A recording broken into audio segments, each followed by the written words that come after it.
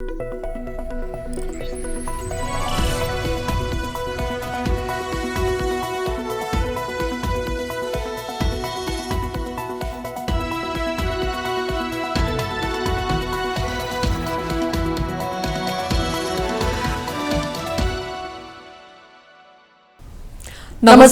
Mountain समाचारमा स्वागत छ। म भवानी अधिकारी र म कमला उप्रेती। सुरुमा मुख्य समाचार।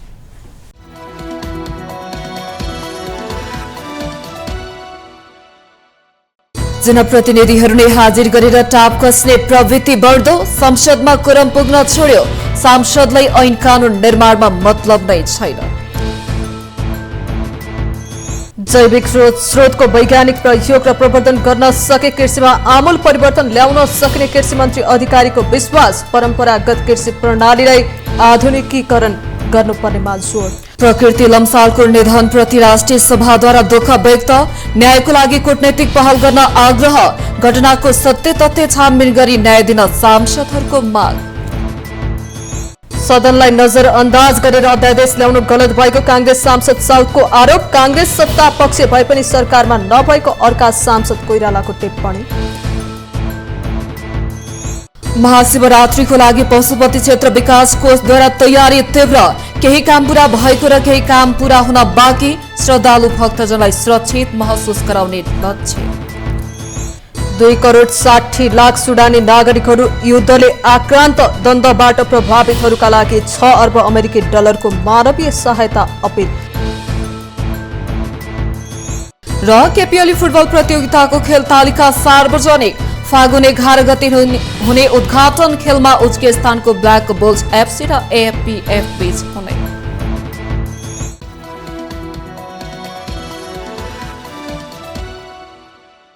अब समाचार विस्तारमा। जनप्रतिनिधिहरूले हाजिर गरेर टाप कस्ने प्रवृत्ति बढ्दो छ, जसले गर्दा संसदमा कोरम नै पुग्न छोडेको छ। सांसदहरूलाई ऐन कानून बनाउनु पर्छ भन्ने महसुस नै छैन।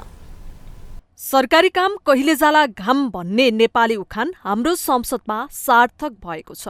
आफ्नो अमूल्य मत दिएर पठाएका जनप्रतिनिधिले संसदमा देशका लागि नीति निर्माण गरून् भन्ने आशा सबै नागरिकले राखेका हुन्छन्। तर आजभोलि जनप्रतिनिधिहरू भने संसदमा हाजिर गरेर बाहिरिने क्रम बढ्दो छ। 2 दिन अघि आइतबार प्रतिनिधि सभाबाट सांसद बाहिरिएकाले संसदमा कोरम पुगेन। हाजिर गरेर सांसद प्रतिनिधि सभाबाट बाहिरिएको यो घटना पहिलो भने होइन। यसअघि पनि धेरै पटक हाजिर गरेर सांसद संसद भवनबाट बाहिरिएकाले कोरम नपुगेर संसद नै स्थगित गर्नु परेको थियो। जनप्रतिनिधि पछि देशको स्थायी सरकार कर्मचारी तन्त्र हो। कर्मचारी पनि राजनैतिक दलका विभिन्न संगठन सभा सम्मेलनमा भाग लिन हाजिर गरेर अफिस छाड्ने गर्दछन्। यसैगरी शिक्षक र प्राध्यापकले पनि हाजिर गरेर अफिस छाड्दछन्। यस्तो प्रवृत्ति कुनै पनि राष्ट्रका लागि राम्रो होइन। देशको ऐन कानून बनाउन आम मतदाताको बहुमतबाट चुनिएर आएका र सबैले मान्न योग्य व्यक्तिलाई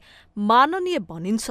माननीयहरूको काम देशको नीति निर्माण गर्नु हो। देशको ऐन कानून र नीति निर्माण गर्ने मुख्य थलो संसद हो। संसदीय व्यवस्थामा सांसदहरूको भूमिका ऐन कानून बनाउने मात्र नभई सरकार बनाउने र ढाल्ने महत्वपूर्ण काम सांसदहरूकै बहुमतबाट हुन्छ। विगतदेखिको अभ्यास हेर्दा सरकार बनाउने र ढाल्ने काममा सांसदको भूमिका महत्वपूर्ण देखिए पनि देशको समृद्धिका लागि भने सांसदले आफ्नो भूमिका प्रभावकारी बनाएको देखिएन। संसदमा पहिलेदेखि विचाराधीन रहेका निजामती कर्मचारी सम्बन्धी संघीय ऐन, विद्यालय शिक्षाको संघीय ऐन र प्रहरी सेवाको संघीय ऐन लगायत 20 वटा विधेयक संसदमा अझै अलपत्र छन्। खास गरी कुनै पनि विधेयक संसदमा दर्ता भई समितिमा घनीभूत छलफलपछि पारित गरिन्छ।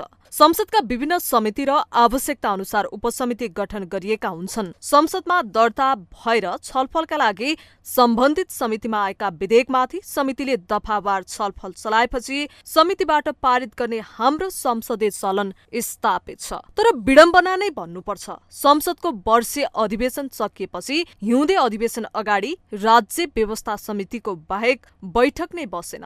राज्य व्यवस्था समितिको 15 पटक भन्दा बढी बैठक बस्दा अरू समितिको एउटा बैठक नबस्नुले हाम्रा संसदीय समिति कति प्रभावकारी छन् भन्ने प्रष्ट हुन्छ। संसदीय समितिको बैठकमा सांसदको उपस्थिति नहुने हुँदा समितिका सभापतिलाई विधेयकमाथि दफावार छलफल गराउनु भनेको सधैँ टाउको दुखाइको विषय बन्ने गरेको देखिन्छ। संसदीय व्यवस्थामा सांसदको भूमिका प्रभावकारी बन्न सकेन र सांसद राजनैतिक दलका नेताको अराउने र पठाउने खेतालो जस्तो मात्रै बन्न थाले भने यो व्यवस्थाको औचित्यमाथि प्रश्न उठ्छ। विगत केही वर्ष यता संसद सीमित राजनैतिक दलका शीर्ष नेताको निर्णयलाई पारित गर्ने थलो बन्दै आएको प्रष्ट देखिएको छ। देशको समस्याको उठान संसदमा सांसदले गर्ने र समस्याको समाधानका लागि बाटो देखाउने पनि सांसदले बनाएको ऐन कानूनले हुनुपर्छ भन्ने विश्वव्यापी मान्यता छ। संसदमा सांसदको उपस्थिति नहुनु र कुनै पनि विधेयकमाथिको छलफलमा सांसदको गणपूरक संख्या नपुग्नुमा सरकार र सांसद दुवैको कमजोरी देखिन्छ। सांसदले उठाएको सवालको जवाफ दिन मन्त्री संसद भवनमा उपस्थित हुनै पर्छ। सरकारमा बस्ने मन्त्री र ऐन कानून बनाउने सांसदको संसदमा प्रभावकारी उपस्थिति भएन भने संसदीय व्यवस्थाप्रति आम नागरिकको रुचि घट्दैछ भनेर बुझ्ने दिन नआउला भन्न सकिन्न। कृषि तथा पशुपन्छी विकास मन्त्री रामनाथ अधिकारीले परम्परागत कृषि प्रणालीलाई आधुनिकीकरण गर्दै जैविक स्रोतको वैज्ञानिक प्रयोग र प्रवर्धन गर्न सके कृषिमा आमूल परिवर्तन ल्याउन सकिने बताउनु भएको छ। मंगलबार काठमाडौँमा आयोजित एक कार्यक्रमलाई सम्बोधन गर्दै उहाँले नेपाल प्राकृतिक स्रोत साधनले भरिपूर्ण देश भएको तर चिन्न नसकेको बताउनुभयो। उहाँले नेपाल जस्तो जैविक विविधताले भरिपूर्ण देशमा औषधि जन्य वनस्पति र अन्य जैविक स्रोतहरूको व्यावसायिक र वैज्ञानिक सदुपयोग गर्न सके कृषिको आधुनिकीकरणसँगै आर्थिक समृद्धिमा पनि ठूलो योगदान पुग्ने विश्वास व्यक्त गर्नुभयो। उहाँले नेपालमा पाइने विभिन्न वनस्पति, जडीबुटी, कृषि बाली तथा जैविक स्रोतहरूले हाम्रो कृषि प्रणाली, औषधि उत्पादन, पोषण सुरक्षामा महत्वपूर्ण योगदान पुर्याउने गरेको उल्लेख गर्नुभयो। उहाँले जैविक स्रोतहरूको संरक्षण, अनुसन्धान, उत्पादनमुखी व्यवस्थापन तथा व्यवसायीकरण अझै प्रभावकारी हुन नसकेको गुनासो गर्नुभयो। परम्परागत कृषि प्रणालीलाई आधुनिकीकरण गर्दै जैविक स्रोतको वैज्ञानिक प्रयोग र प्रवर्धन गर्न सके हाम्रो कृषिमा आमूल परिवर्तन ल्याउन सकिन्छ।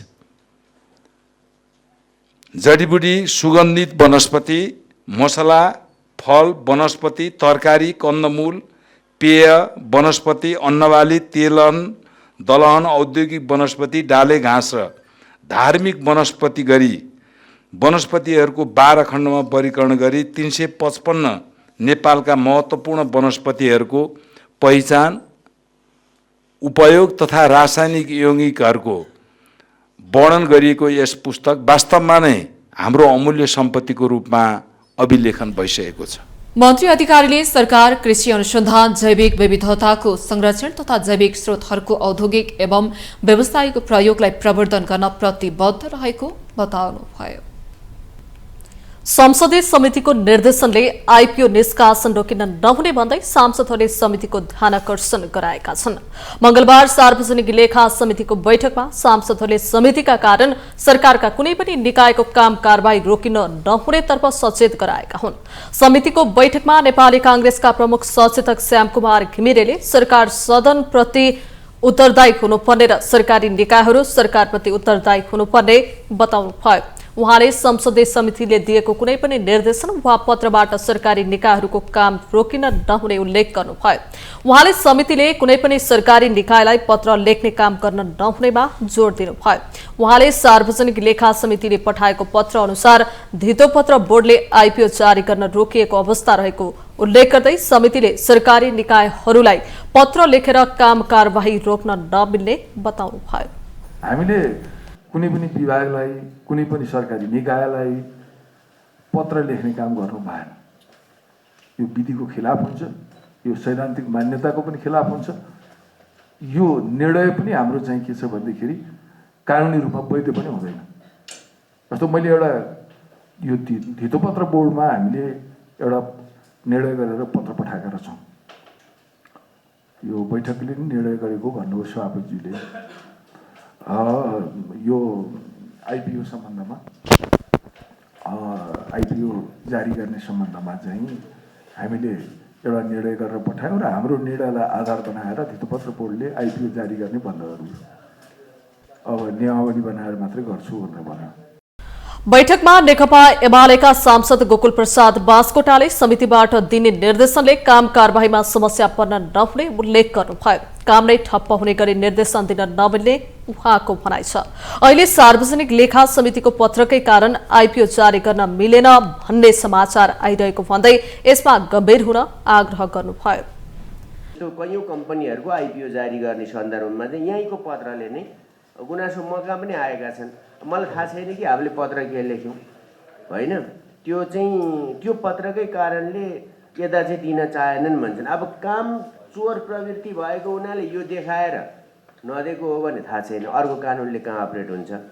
सरकारलाई छुट पो नदिने हो, कानुन मेचेर काम नगर भनेर छुट नदिने हो, चेतावनी दिने हो। तर यहाँबाट जाने पत्रले चाहिँ हामी आफै कारबाही गर्ने निकाय जस्तो चाहिँ नबनौँ भन्ने लाग्छ मलाई पनि। मेरो यही कुरा हो। सांसद बास्कोटाले समितिले सरकारलाई कानून मिचेर काम गर्ने छुट दिन नहुने तर समिति कारवाही गर्ने निकाय जस्तो बन्न नहुने बताउनुभयो।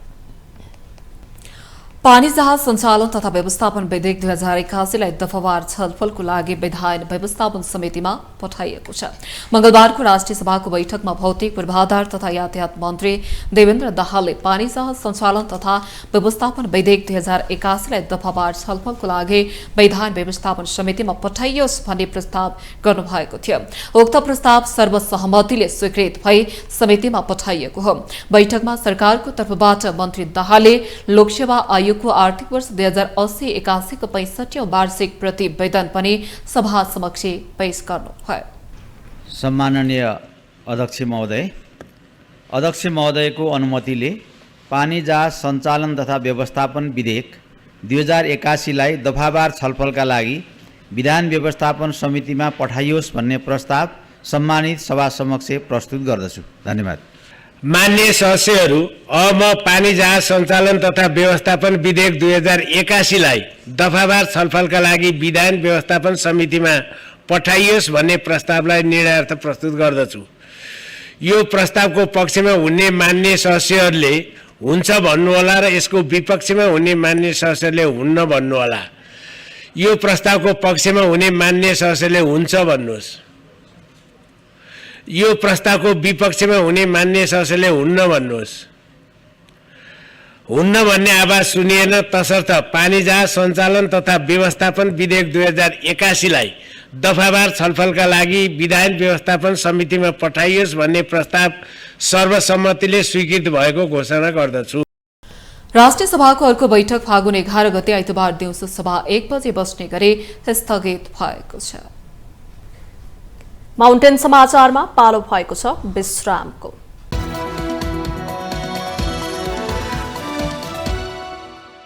विश्रामपछि स्वागत छ। अब बाँकी समाचार। भारतको उडिसा राज्य स्थित कलिङ्गा इन्स्टिच्युट अफ इन्डस्ट्रियल टेक्नोलोजीमा अध्ययनरत छात्रा प्रकृति लम्सालको निधनप्रति राष्ट्रिय सभाले दुःख व्यक्त गरेको छ। मंगलबारको बैठकमा राष्ट्रिय सभा अध्यक्ष नारायण प्रसाद दाहालले मृतक लम्साललाई न्याय दिन यथाशीघ्र गम्भीर रूपमा कूटनैतिक पहल गर्न सरकारलाई आग्रह गर्नुभएको हो। उहाँले प्रकृति लम्सालको रहस्यमय निधनको विषयले सभाको गम्भीर ध्यान आकर्षण भएको बताउनुभयो। उहाँले सत्य तथ्य छानबिन गरी यथार्थ अवस्था पहिचान गरी नै छात्रालाई उचित न्याय दिन यथाशीघ्र कूटनैतिक पहल गर्न नेपाल सरकारको ध्यान आकर्षण गराउनुभयो।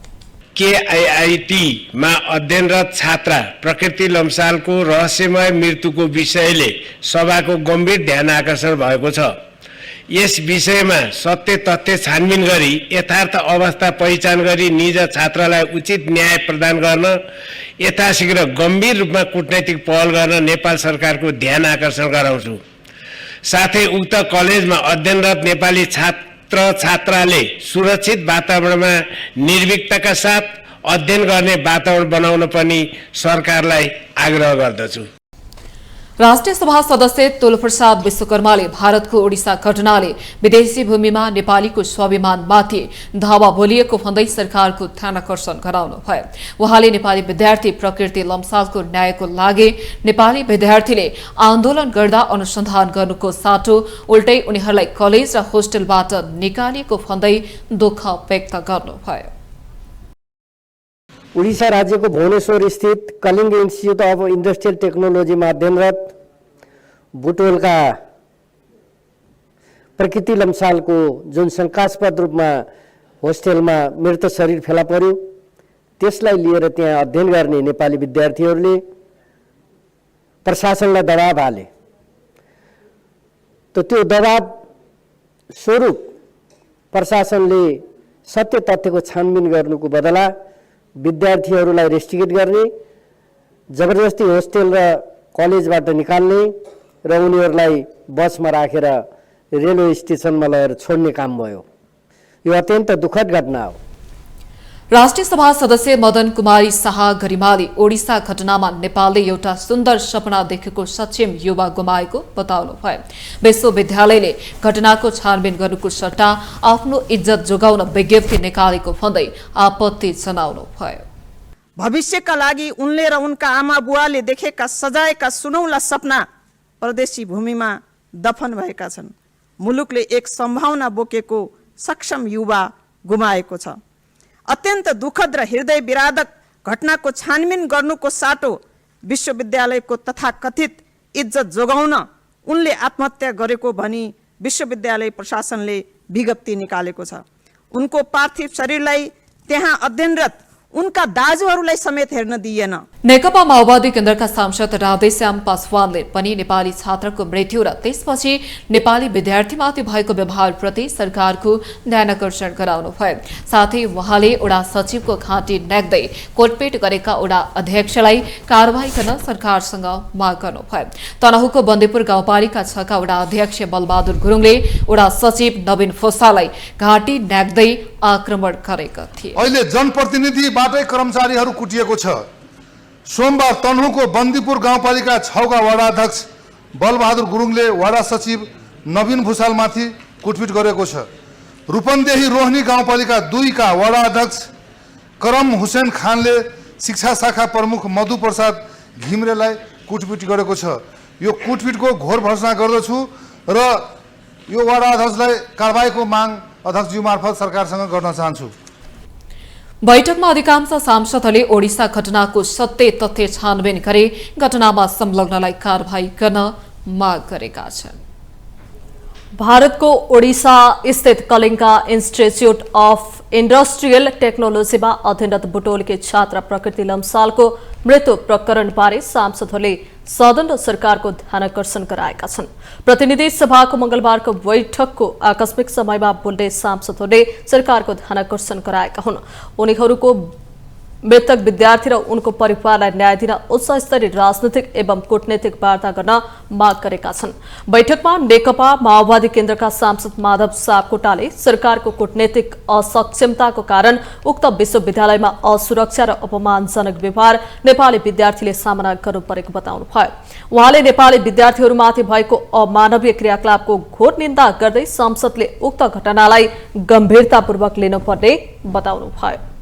भारतको ओडिसा स्थित Kalinga institute of industrial technology BTech तेस्रो वर्षमा अध्ययनरत नेपाली छात्रा प्रकृति लम्सालको रहस्यमय मृत्यु भयो र त्यस पछाडि नेपाली विद्यार्थीहरूले न्यायको माग गर्दै त्यहाँ आन्दोलन गर्नुभयो र आन्दोलनमा अपमानजनक प्रकारको व्यवहार गरियो, अमानवीय व्यवहार गरियो र सिङ्गै नेपाल र नेपालीमाथि धावा बोलियो। तर सरकारको कूटनैतिक असक्षमताका कारण त्यहाँ अहिले पनि असुरक्षा र अपमानजनक व्यवहार नेपाली विद्यार्थीहरूले सामना गर्न परिराखेको छ। बैठकमा राष्ट्रिय स्वतन्त्र पार्टी रासपाका सांसद मनिष झाले नेपालको कूटनैतिक रणनीति कमजोर भएको भन्दै सरकारको आलोचना गर्नुभयो। उहाँले नेपालको कूटनैतिक कमजोरीकै कारण विश्वविद्यालयका चौकीदारले समेत नेपाली विद्यार्थीमाथि दुर्व्यवहार गरिरहेको बताउनुभयो। उहाँले सरकारको 2/3 दम्भ संसद भवन र सिंहदरबार बाहेकका नागरिकले अनुभव गर्न नपाएको बताउनुभयो। उहाँले देशको सेवा प्रभावमा समेत सुधार नभएको भन्दै मुलुकको कूटनैतिक संरचना नै सुधार गर्न जरुरी रहेको बताउनुभयो। हाम्रो डिप्लोमेटिक रणनीति हाम्रो कति कमजोर भयो कि छिमेकमा एउटा कलेजको चौकीदारले पनि हाम्रो नागरिकलाई सजिलै पिट्दिन सके र तिम्रो देशको बजेट मेरो कलेज मेरो युनिभर्सिटीको बजेट जति पनि छैन भनेर हेप्न पाए। हामी 2/3 दम्भ यो सिंहदरबार र सदन भन्दा त बाहिर हाम्रो सिटिजनले त केही पनि फिल गर्न पाएको रहेनछ। कता के कन्फिडेन्स छ होइन? हाम्रो कन्फिडेन्स त कतै पनि छैन। सार्वजनिक सेवामा सुधार कतै छैन। हाम्रो छिमेकी देशमा हाम्रो नागरिकको आत्मसम्मान सुरक्षा कतै पनि छैन, इज्जत छैन। त्यसैले गर्दा हाम्रो डिप्लोमेटिक जुन हामीले जस्तो किसिमको व्यवहार रणनीति गरिरहेको छौँ त्यसलाई नै एउटा रिस्ट्रक्चरिङ गर्नुपर्छ कि भन्ने कुरा, रिओरिएन्टेसनको कुरा त्यो प्रस्ताव गर्न चाहन्छु। राष्ट्रिय प्रजातन्त्र पार्टीका सांसद ध्रुव बहादुर प्रधानले सरकारले उक्त घटनाको सत्य तथ्य छानबिन गर्न कूटनीतिक पहल गर्न माग गर्नुभयो। किन यस्तो घटनाहरू दोहोरिरहन्छन्, भइरहन्छ? आत्महत्या गर्यो भन्ने खालको प्रचारले किन गरियो भन्ने खालको कुराको अध्ययन गर्ने क्रममा अहिले जुन रिपोर्टमा आएको छ, एड्रिक श्रीवास्तव जुन मूल कारक तत्त्व हुन सक्छन् भन्ने कुराको इन्स्टिच्युटमा रिपोर्ट गरिएको छ। यद्यपि इन्स्टिच्युटले केही पनि कारबाही गरेन महिना दिन अगाडि भएको कुराहरूलाई। यो नेपाली हो भनेर नगरिएको हो भनेदेखि नेपालीले आफ्नो जुन शान, आफ्नो मान, आफ्नो जुन प्रतिष्ठा गुमाइरहेको अनुभूति केबाट प्रदर्शित हुन्छ भने यो सरकार र मित्र राष्ट्रसँगको सम्बन्धसँग पनि जोडिएको अवस्थामा यो त्यसैको प्रतिरूपको कुरो, प्रतिफलको कुरो किन भन्न सकिन्छ भने त्यहाँ जुन त्यसपछिका जुन व्यवहारहरू भएछन् नेपाली विद्यार्थीहरूमाथि। सभाको आकस्मिक समयमा सांसदहरूले लम्सालको मृत्यु प्रकरणबारे गम्भीर छानबिन गर्नुपर्ने माग गरेका छन्। कलिङ्गा इन्स्टिच्युट अफ इन्डस्ट्रियल टेक्नोलोजी केआईआईटीमा अध्ययनरत नेपाली विद्यार्थी प्रकृति लम्साल कलेजको होस्टेलमा मृत अवस्थामा फेला परेको घटनापछि नेपाल र भारतको सम्बन्धमा समेत असर पुग्ने देखिएको छ। प्रकृति लम्सालको मृत्युपछि छानबिनको माग गर्ने नेपाली विद्यार्थीहरूलाई केआईटी प्रशासनको दादागिरी र होस्टेलबाट निष्कासन गर्ने निर्णयले यस घटनालाई थप शंकास्पद बनाइदिएको छ। नेपाली विद्यार्थी प्रकृति लम्सालको मृत्यु कसरी भयो त? के उनले आत्महत्या गरेकी हुन् या हत्या गरेकी हुन् भन्ने विषयमा तयार पारिएको एक रिपोर्ट। सोमबार राति केआईसीटीको होस्टलमा नेपाली विद्यार्थी प्रकृति लम्सालको मृत्यु अवस्थामा भेटिए भन्ने कुरा सुन्ने बित्तिकै होस्टलमा अध्ययनरत नेपाली विद्यार्थीहरूले होस्टलबाट निस्केर प्रकृतिको मृत्यु शंकास्पद रहेको भन्दै अनुसन्धान गर्न माग गरेका थिए। तर कलेज प्रशासनले प्रकृतिले आत्महत्या गरेको दावी गरे। यसलाई विद्यार्थीहरूले अस्वीकार गरी निष्पक्ष छानबिनको माग गर्दै नाराबाजी गरेपछि मध्यरातमा चर्किएको तनावलाई कम गर्नुपर्नेमा उल्टै कलेज प्रशासनले आफ्नो दादागिरी देखाउँदै तथा नामगाली गर्दै आन्दोलनरत नेपाली विद्यार्थीहरूलाई विज्ञप्ति निकालेर कलेजबाट निष्कासन गरेको थियो।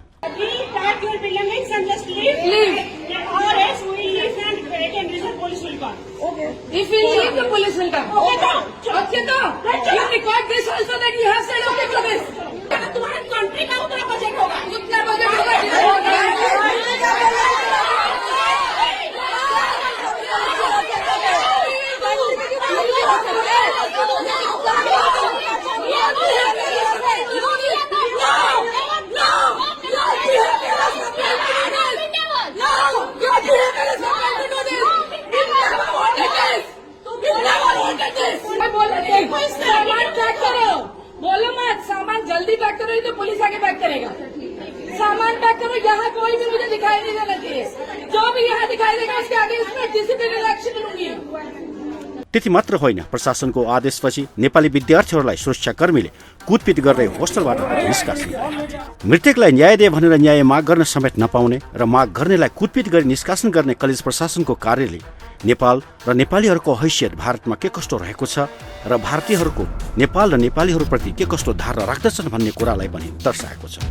तर सत्य सदैव सत्य हुन्छ भन्ने प्रकृतिको मृत्यु प्रकरण र विद्यार्थी निष्कासनको घटनालाई सामाजिक सञ्जाल मार्फत सार्ने गरेपछि प्रकृतिको न्यायको लागि नेपाल र भारतमा नै तीव्र आवाज उठ्न थाल्यो। यस घटनालाई लिएर नेपालका प्रधानमन्त्री केपी शर्मा ओलीले उक्त घटनाबारे बुझ्न कूटनीतिक पहल भइरहेको बताएका छन्। त्यसैगरी परराष्ट्र मन्त्री आरजु डेवाले पनि नेपाल स्थित भारतीय राजदूतसँग यसबारे कुराकानी भएको जानकारी दिएका छन् भने रासोपाकी सांसद सुमना श्रेष्ठले यसबारे संसदमा बोल्न खोज्दा उनलाई सभामुखले समय नदिएपछि संसद नै बहिष्कार गरेर हिँडेकी छिन्। मान्य सदस्य आसन ग्रहण गरौँ, यहाँबाट समय लिएर मात्रै बोल्न पाइन्छ। त्यसले गर्दाखेरि मान्य सदस्य आसन ग्रहण गर्नुहोस्। मान्य सदस्य, यहाँलाई मैले समय दिएको छैन, त्यसले गर्दाखेरि मान्य सदस्य आसन ग्रहण गरौँ। समय लिएर बोल्नुपर्छ भन्ने कुरा हाम्रो नियमावलीले व्यवस्था गरेको कुराप्रति म ध्यान आकर्षण गराउन चाहन्छु।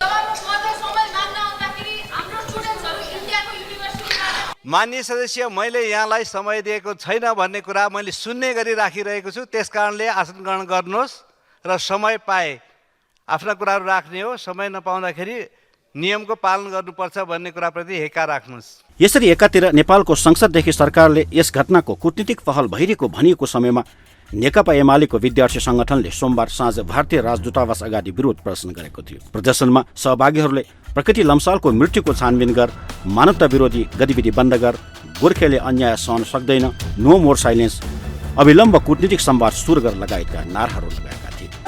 Justice for Prakriti! Justice for Prakriti! Justice for Prakriti!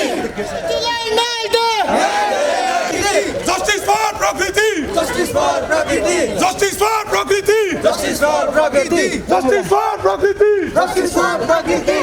Justice for Prakriti! Justice for Prakriti! प्रकृतिलाई न्याय दे! यो आन्दोलन प्रकृति लगायत प्रकृति जस्तो हजारौं विद्यार्थी जो दमनमा परिरहेको छन् सबको लागि आन्दोलन। अहिले हट टपिक तातोमा चाहिँ नि प्रकृति लम्साललाई चाहिँ हिजो अस्ति भर्खरको घटना हो। यो धेरै लामो समयको घटना होइन। हिजो अस्ति भर्खर प्रकृति लम्साल मृत अवस्थामा गरेको थियो। रेप गरेर गरेको, इमोसनल प्रेसर गरेर गरेको अथवा दमन गरेर गरेको, के कारणले गर्दाखेरि भयो त त्यो शङ्कास्पद हत्याको कारण के हो त्यो चाहिँ पत्ता लगाउनको लागि भनेर हामीले आफूले दिन सक्ने दमन, आफूले दिन सक्ने प्रेसर चाहिँ नि हामीले आफूले क्रिएट गरिरहेको।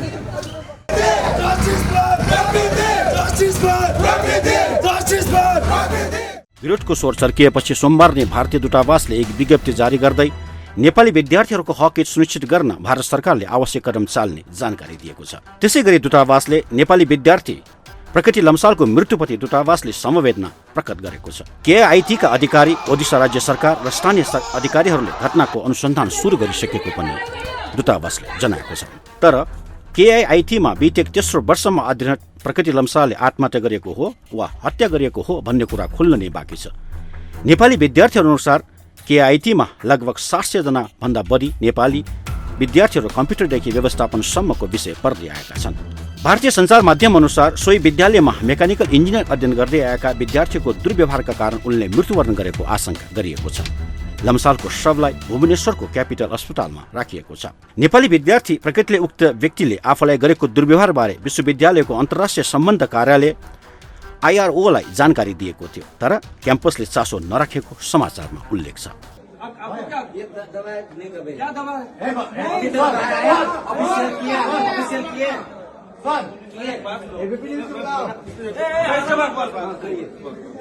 हमको आपसे सुनिए सर, मेन बात ये है कि 4 हफ्ते पहले इधर एक कंप्लेन हुआ, उस लड़की ने बोला कि लड़की ने मुझे परेशान किया, वो मुझे हाथ लगाता है, मैनिपुलेट करता है, मुझे टॉर्चर देता है। उसने किया, सर ने इधर आया, वो लड़की को बुलाया, उसका 2 भाई है, वो बाहर है, 4 लोग उसको उधर बाहर के रोक के रखे आया और सर ने कुछ भी नहीं किया। सिद्धांत रोहित सर ने किया, कुछ भी नहीं किया, एक लेटर लिख के छोड़ दिए। उसको सर को बताना चाहिए था। दूसरी बार जब आया था तुम थे, मेरा बात सुनिए ना।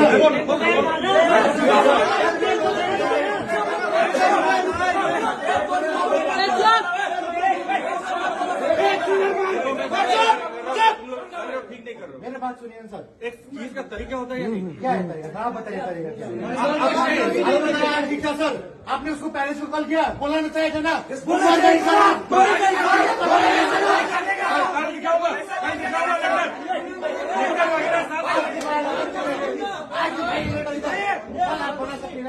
वो तो मर गई ना, वो आगे बोलेगी कि मैंने लेटर दिया है, वो आगे बोलेगी ना सर। विश्वविद्यालयका रजिस्ट्रार ज्ञान रञ्जन मोहन्तीले प्रकृतिलाई दुर्व्यवहार गरेको भनिएका विद्यार्थी अभिक श्रीवास्तवलाई प्रहरीले पक्राउ गरेको छ र घटनाबारे परिवारले जानकारी दिएको स्थानीय सञ्चारकर्मीहरूलाई बताएका छन्। उता विरोध तीव्र भएपछि कलेज प्रशासनले पुनः नेपाली विद्यार्थीहरूलाई फर्कन विज्ञप्ति मार्फत नै अनुरोध गरिसकेका छन्। तर विद्यार्थीहरू मृतक प्रकृतिले न्याय नपाएसम्म आन्दोलन गर्ने अठोटका साथ अहिले नेपालको कलेजमा पनि विरोधका कार्यक्रमहरू गरिरहेका छन्। अहिले भएको यस दुःखद घटनाले विदेशमा शिक्षा अध्ययन गर्नु कतिको चुनौतीपूर्ण रहेको छ भन्ने कुराले दर्शाएको छ भने पैसाको साथै ज्यानको सुरक्षा नभएको अवस्था पनि उत्तिकै रहेकोले नेपालमा नै उच्च शिक्षाको लागि विश्वविद्यालयको आवश्यकताले दर्शाएको छ। तर कमिसन र भ्रष्टाचारमा लिप्त सत्ता र बत्ताको लागि मरिहत्ते गर्ने शासकहरूबाट यस्तो अपेक्षा गर्न सकिने अवस्था छैन। त्यसैले अहिले नेपालमा पनि जङ्गबहादुरकै आवश्यकता महसुस गरिएको हो कि भन्ने आभास पनि नेपाली जनताले गरेका छन्। तसर्थ अहिले मृतक प्रकृति लम्सालले न्याय पाउनु पर्दछ भने भविष्यमा यस्ता घटना पुनः नदोहोरियोस् भनेर नेपाल सरकार चनाखो हुनु नै पर्दछ। नेपाली कांग्रेसका सांसद नारायण प्रकाश साउदले संसदलाई नजरअन्दाज गरेर अध्यादेश ल्याउनु गलत भएको बताउनु भएको छ।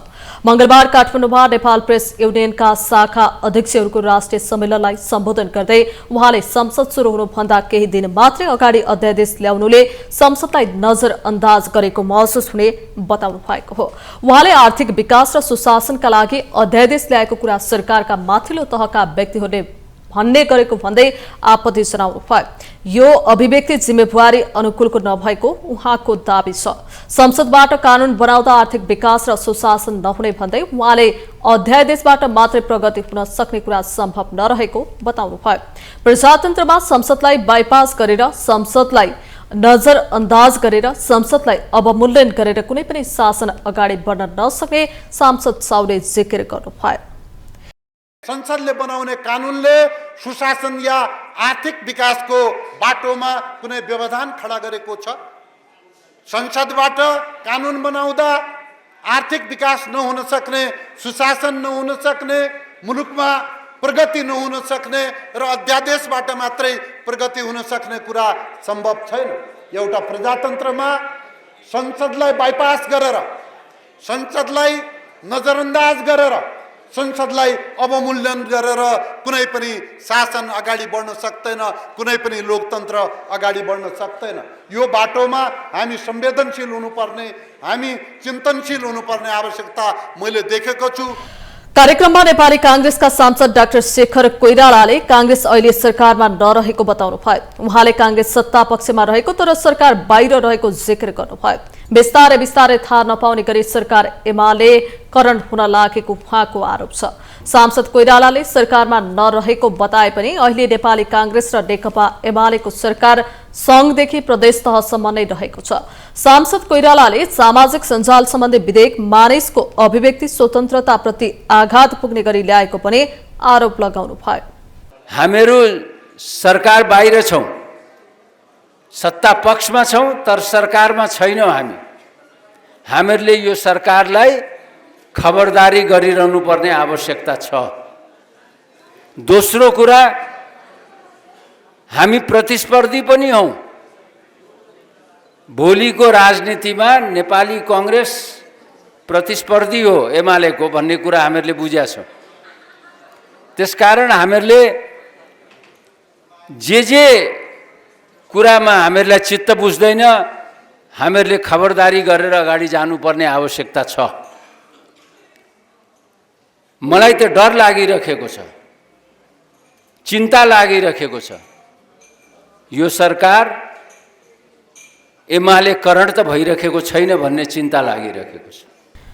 सांसद कोइरालाले देशमा सुशासन, राजनैतिक स्थायित्व दिनका लागि वर्तमान सरकार बनाए पनि सरकारका काम कारबाही घुस दिनेलाई समात्ने र घुस लिनेलाई उन्मुक्ति दिने किसिमको देखिएको आरोप लगाउनु भयो।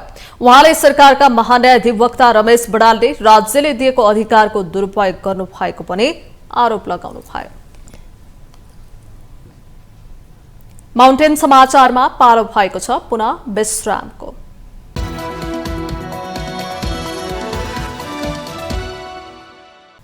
विश्रामपछि स्वागत छ। अब बाँकी समाचार। महाशिवरात्रिको तयारीको लागि पशुपति क्षेत्र विकास कोषले तीव्र रूपमा तयारी गरेको छ। यस वर्ष महाशिवरात्रि फागुन 14 गते परेको छ। शिवरात्रिको तयारीको लागि पशुपति क्षेत्र विकास कोषले शिवालय, देवालय, मठ मन्दिरहरूको सरसफाई र रङरोगन गरेर चिटिक्क बनाएको छ। शिवरात्रिको तयारी अन्तिम चरणमा पुगेको कोषले जानकारी दिएको छ। महाशिवरात्रि आउन एक साता मात्र बाँकी छ। यस वर्ष फागुन 14 गते महाशिवरात्रि परेको छ। महाशिवरात्रिको तयारीका लागि पशुपति क्षेत्र विकास कोषले तीव्र रूपमा तयारी अगाडि बढाएको छ। कोषले शिवरात्रिको तयारीका लागि केही काम पूरा गरेको र केही काम पूरा हुन बाँकी रहेको जानकारी दिएको छ। पशुपति क्षेत्रमा महाशिवरात्रिको तयारीसँगै अहिले पशुपति क्षेत्रका शिवालय, देवालय, मठ मन्दिरहरूको सरसफाइ र रङ रोगनको काम धेरै जसो भइरहेको छ। यस वर्ष भारतको प्रयागराजमा चलिरहेको महाकुम्भमा आएका धेरै साधु सन्त पनि आउन सक्ने अनुमान गरेर त्यसै अनुरूपको तयारी गरिरहेको कोषका प्रवक्ता रेवती रमण अधिकारीले जानकारी दिएका छन्। महाशिवरात्रिमा पशुपतिनाथ आउने साधु सन्त प्रत्येक वर्ष बढ्ने गरेका छन्। प्रवक्ता अधिकारीका अनुसार पशुपति क्षेत्रमा फूल सजाउने र बत्तीको व्यवस्था भने शिवरात्रिको 1-2 दिन अघि मात्र गर्न सकिने बताए। दर्शन गर्न आउने श्रद्धालु भक्तजनहरूलाई सुरक्षित महसुस गराउने पशुपति क्षेत्र विकास कोषको दाबी छ। जुत्ता चप्पल राख्ने कक्षहरू अस्थायी रूपमा निर्माण भइसकेको छन्। त्यसलाई हामीले अहिले कहाँ के कति पुगेन त्यसलाई हामी अपडेट गर्दैछौँ, अद्यावधि गर्दैछौँ। त्यसै गरी अब अस्थायी पुलहरू बनाउने काम, फुलको सजाउने काम, बत्तीको सजाउने काम चाहिँ हामी धेरै अगाडि गर्न सक्दैनौँ। त्यस कारणले त्यो समितिहरू गठन भए पनि नभए पनि हामी त्यसको चाहिँ 2-3 दिन अगाडि मात्रै हामीले त्यसलाई सम्पन्न गर्नुपर्ने हुन्छ। किनभने यहाँ थाहा छ अस्थायी रूपमा बनाउने पुलहरू अरू निर्माण सामग्रीहरू लाँदाखेरि ढुवानी गाडीहरू अथवा भनौँ न त्यो हरेक किसिमले त्यसलाई चाहिँ अप्ठ्यारो पर्ने र यो बत्ती फुलको सजावट चाहिँ हामीले धेरै दिन अगाडि गर्न सक्ने, फुल त 1 दिन अगाडि मात्रै गर्ने हामीले कम्प्लिट गर्ने हो। अधिकारीले सुरक्षाका लागि नेपाल प्रहरी बल, सशस्त्र प्रहरी बल र महानगर प्रहरी बललाई खटाइने जानकारी दिएका छन्। विगतका वर्ष जस्तो पशुपतिका 4वटै गेट खुल्ला हुने र जुन गेटबाट दर्शन गर्न आयो सोही गेटबाट जाने व्यवस्था गरिएको छ। धेरै भिडभाड हुने हुँदा यस वर्ष जुन गेटबाट दर्शनार्थी प्रवेश गर्छन् सोही गेटबाट दर्शनार्थीलाई बाहिरी पठाउने व्यवस्था गरिएको हो। महानगरी प्रहरी बलको पनि अब यहाँ बजार व्यवस्थापन लगायतको विषयमा महानगरी प्रहरी बलको पनि भूमिका रहन्छ। यी सबै सुरक्षासँग सम्बन्धित निकायहरूसँग समन्वय गरेर औपचारिक बैठक बसेर थप के तयारी छ र त्यसलाई अन्तिम तयारीको रूपमा अथवा थप कहाँ के नपुगेको भन्ने कुरा हामी त्यो हिसाबले जान चाहिँ बाँकी छ। हामी त्यो 1-2 दिनमा हामी जाँदैछौँ। यसरी मैले अघि भनिहालेँ सुरक्षाको विशेष भूमिका रहन्छ। हरेक समयमा पशुपति दर्शन गर्न आउने श्रद्धालु भक्तजनहरूको ठुलै लहर हुने गर्दछ। शिवरात्रिको बेला त अघिल्लो दिन साँझ पखदेखि नै दर्शनार्थीहरू पशुपतिको दर्शन गर्न लाइनमा बसेका हुन्छन्। शिवरात्रिमा पशुपति क्षेत्र विकास कोषले मात्रै नभएर सम्पूर्ण श्रद्धालु भक्तजनहरूले आफ्नो सुरक्षाका लागि आफै बढी ध्यान दिनुपर्ने देखिन्छ। माउन्टेन टेलिभिजनका लागि क्यामेरामा पुरन सुवेदीका साथमा सुर्जन बोहरा।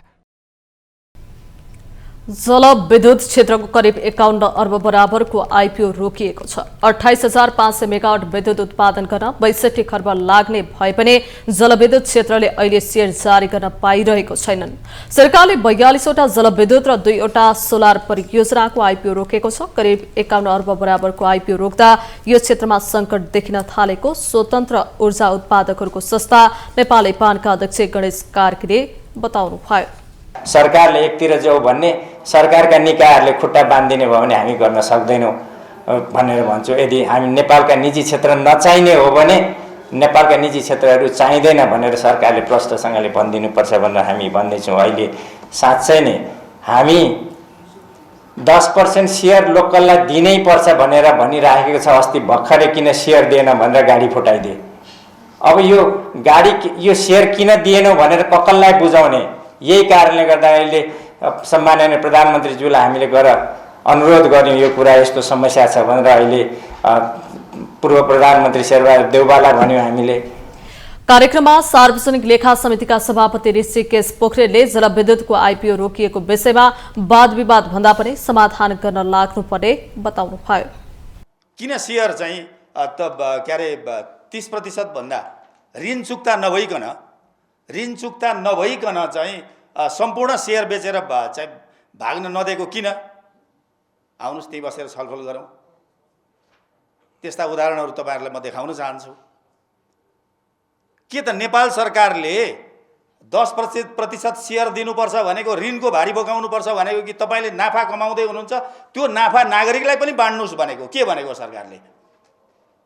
यहाँ जिम्मेवार मित्रहरू हुनुहुन्छ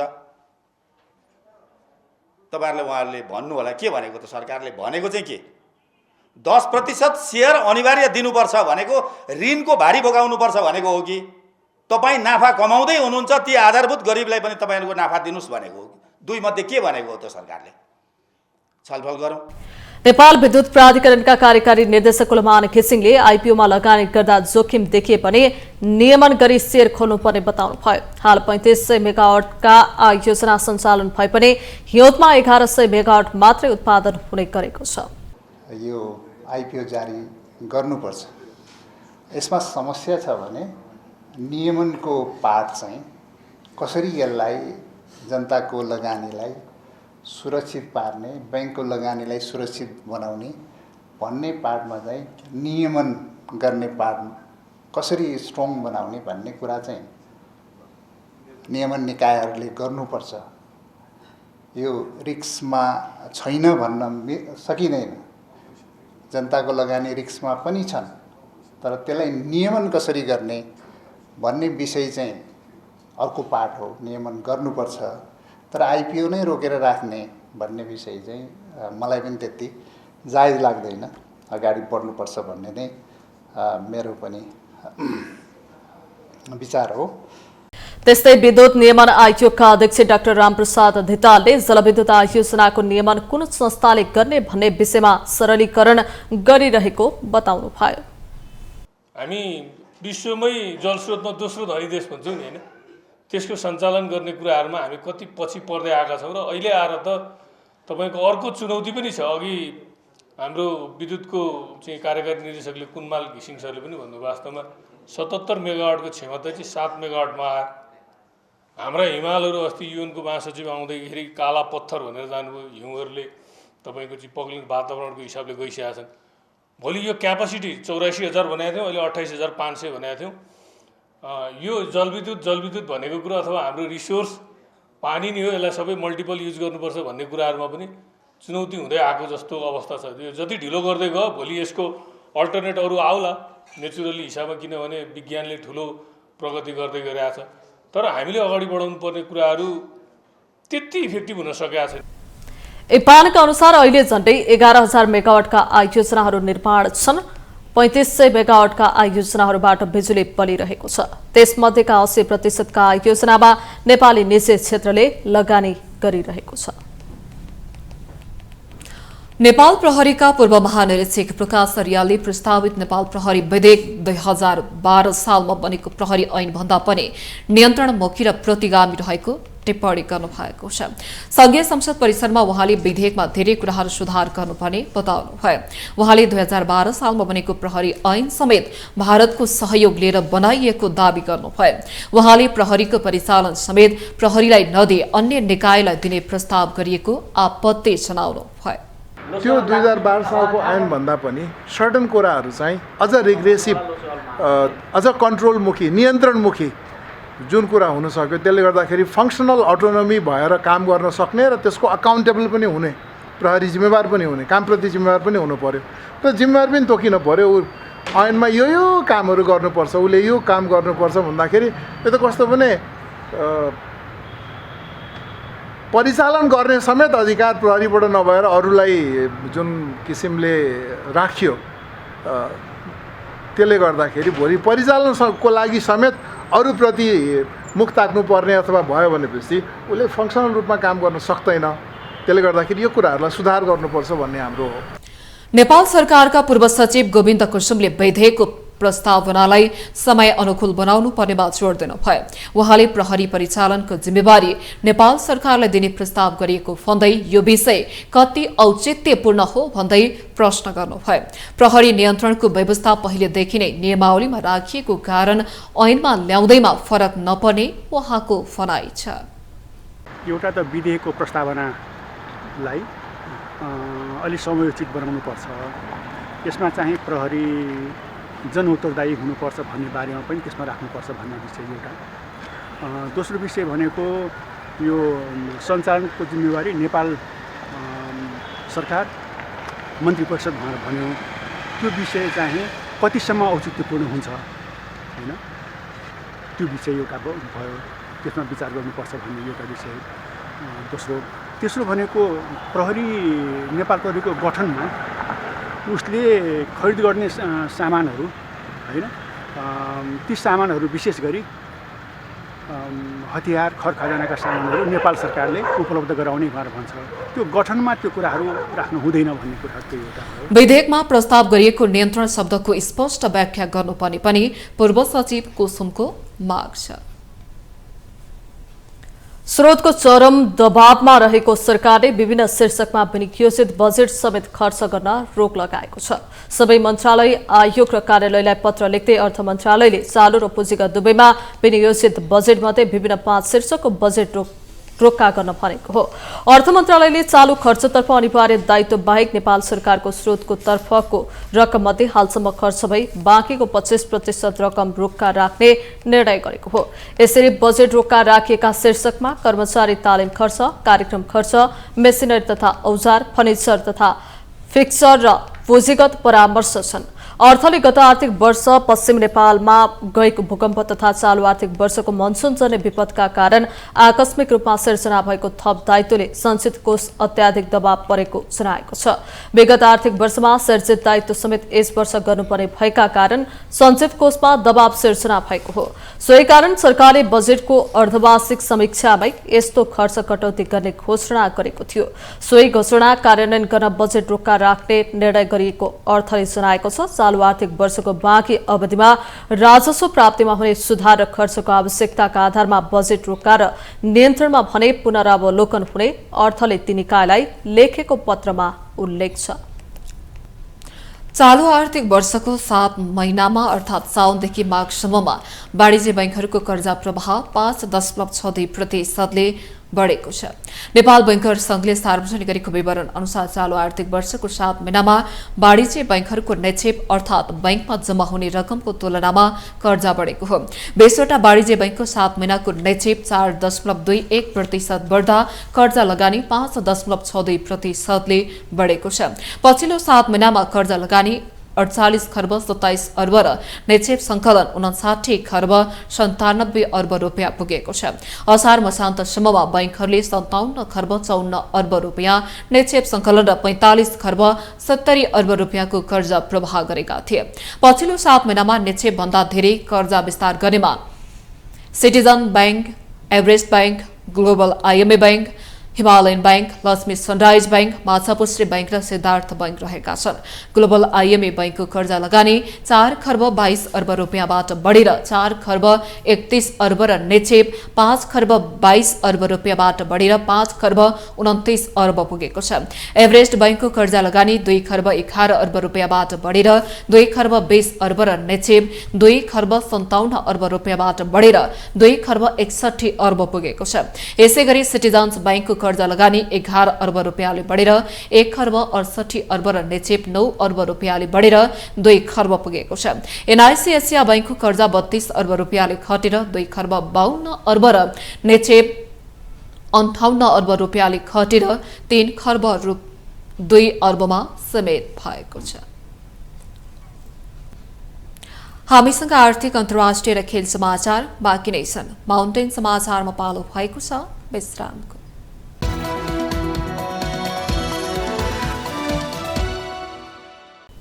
विश्रामपछि पुनः स्वागत छ। अब पालो आर्थिक समाचारको। आर्थिक समाचारको साथमा एनआईसी एशिया बैंक पनि साथी पनि राम्रो पनि हाम्रो पनि।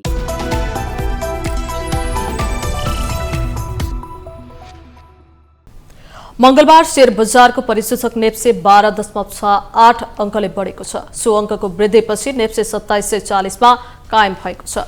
बजारको परिसूचकसँगै कारोबार रकम पनि बढेको छ। अघिल्लो दिन 10 अर्ब 4 करोडको कारोबार भएकोमा मंगलबार 10 अर्ब 43 करोडको कारोबार भयो। 87 कम्पनीको मूल्य बढ्दा 149 को घट्यो भने 8 को स्थिर भयो। यस दिन अन्य समूह सबैभन्दा धेरै 3.67% ले बढ्यो। यो सेक्टरमा सूचीकृत 2 पुनर्विवाह कम्पनी हिमालयन टी इन्सुरेन्स र नेपाल पुनर्विवाहको मूल्य क्रमशः 6.8 र 4.3% ले बढ्दा समग्र सेक्टरमा उल्लेख्य वृद्धि देखिएको हो। बैंकिङ 0.22, लगानी 1.24, जीवन बीमा 1.74, निर्जीवन बीमा 0.30 र व्यापार समूह 0.41% बढे। विकास बैंक सेक्टर सबभन्दा धेरै 1.74% घट्यो। 4 कम्पनीको मूल्य 10% बढ्यो। सप्तकोशी विकास बैंकको मूल्य 10% घट्यो। भूगोल एनर्जीको 8.95, एक्सल डेभलपमेन्टको 5.99 र बोटलर्स नेपाल बालाजुको मूल्य 5.8% घट्यो। कारोबार रकमका आधारमा हिमालयन रि इन्सुरेन्स, नेपाल पुनर्बीमा कम्पनी, पिपुल्स हाइड्रो पावर र सिडिबी होल्डिङ्स क्रमशः अगाडि देखिएका छन्। अब पालो अन्तर्राष्ट्रिय समाचारको।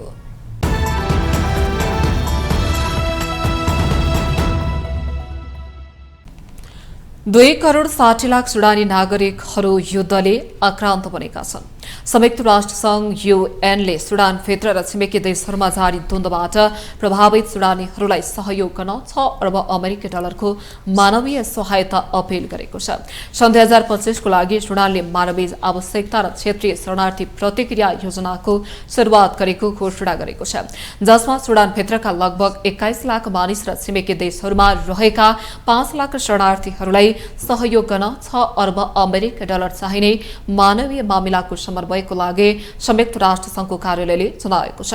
कार्यालयले सुडानले मानवीय आपतकालको सामना गरिरहेको सुडानमा यौन हिंसाको महामारी पनि फैलिएको जनाएको छ। द्वन्द्वको मारमा विशेष गरी महिला तथा बालबालिकाहरू परेका छन्। द्वन्द्वले सुडानको लगभग 2/3 जनसङ्ख्यालाई आपतकालीन सहायताको आवश्यकता रहेको बताइएको छ। यसको अलावा देशले व्यापक अनिकालको पनि सामना गरिरहेको छ।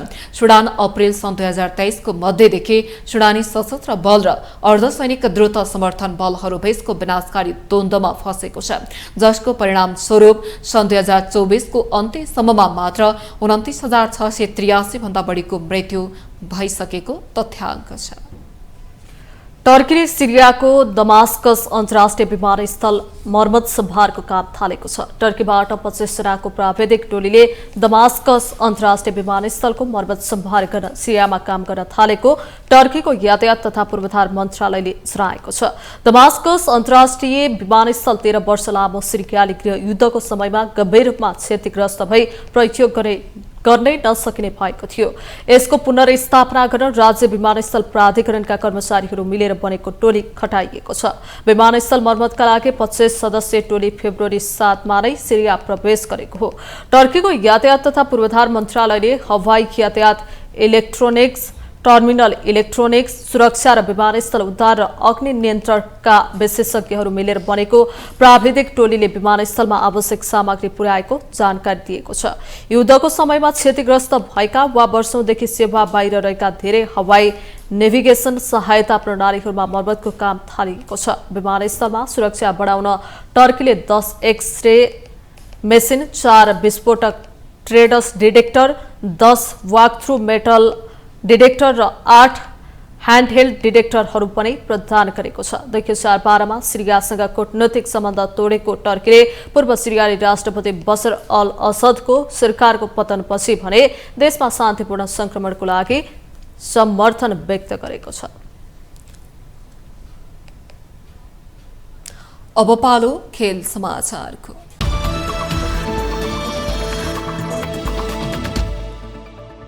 अर्को साता शुरू हुने केपी फुटबल प्रतियोगिताको खेल तालिका सार्वजनिक भएको छ। आहारा पोखरा गोल्ड कप विजेता उज्बेकिस्तानको ब्ल्याक बुल्स एफसी र एपीएफ बीच उद्घाटन खेल हुनेछ। उद्घाटन खेल फागुन 11 गते हुनेछ। त्यो खेलको विजेताले क्वार्टर फाइनलमा सङ्कटा क्लबको सामना गर्नेछ। युवा संघ नेपालले आयोजना गर्ने प्रतियोगितामा 2 विदेशी सहित 9 टोलीको सहभागिता रहनेछ। फागुन 12 र 13 गते समान 2 खेल हुनेछन्। फागुन 12 गते त्रिभुवन आर्मी फुटबल क्लब र नेपाल पुलिस क्लब बीच प्रतिस्पर्धा हुनेछ। सोही दिन आयोजक टोली केपी एफसी र एनआरटी बेस खेल हुनेछ। फागुन 13 गते सङ्कटा र उद्घाटन खेलको विजेता तथा मच्छिन्द्र फुटबल क्लब र भुटानको याप्सी ट्रान्सफर युनाइटेड बीच प्रतिस्पर्धा हुनेछ। सेमिफाइनल फागुन 16 र 17 गते तथा फाइनल 19 गते हुनेछ। सेमिफाइनल र फाइनल खेल त्रिपुरेश्वर स्थित दशरथ रङ्गशालामा तथा अन्य खेलहरू भने साधुबाटो स्थित एन्फा कम्प्लेक्सको मैदानमा हुनेछ। माउन्टेन समाचारमा पालो भएको छ पुनः विश्रामको।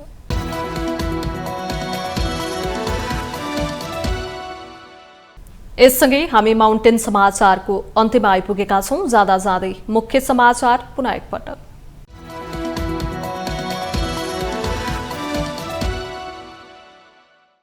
जनप्रतिनिधिहरूले हाजिर गरेर टाप कस्ने प्रवृत्ति बढ्दो, संसदमा कोरम पुग्न छोड्यो, सांसदलाई ऐन कानून निर्माणमा मतलब नै छैन। जैविक स्रोतको वैज्ञानिक प्रयोग र प्रवर्धन गर्न सके कृषिमा आमूल परिवर्तन ल्याउन सक्ने कृषि मन्त्री अधिकारीको विश्वास। परम्परागत कृषि प्रणालीलाई आधुनिकीकरण गर्नुपर्नेमा जोड। प्रकृति लम्सालको निधनप्रति राष्ट्रिय सभाद्वारा दुःख व्यक्त, न्यायको लागि कूटनैतिक पहल गर्न आग्रह। घटनाको सत्य तथ्य छानबिन गरी न्याय दिन सांसदहरूको माग। सदनलाई नजरअन्दाज गरेर अध्यादेश ल्याउनु गलत भएको कांग्रेस सांसद साउदको आरोप। कांग्रेस सत्ता पक्ष भए पनि सरकारमा नभएको अर्का सांसद कोइरालाको टिप्पणी। महाशिवरात्रिको लागि पशुपति क्षेत्र विकास कोषद्वारा तयारी तीव्र, केही काम पूरा भएको र केही काम पूरा हुन बाँकी। श्रद्धालु भक्तजनलाई सुरक्षित महसुस गराउने लक्ष्य। 2 करोड 60 लाख सुडानी नागरिकहरू युद्धले आक्रान्त, द्वन्द्वबाट प्रभावितहरूका लागि 6 अर्ब अमेरिकी डलरको मानवीय सहायता अपिल। र केपिएली फुटबल प्रतियोगिताको खेल तालिका सार्वजनिक। फागुन 11 गते हुने उद्घाटन खेलमा उज्बेकिस्तानको ब्ल्याक बुल्स एफसी र एएफपीएफ बीच हुने।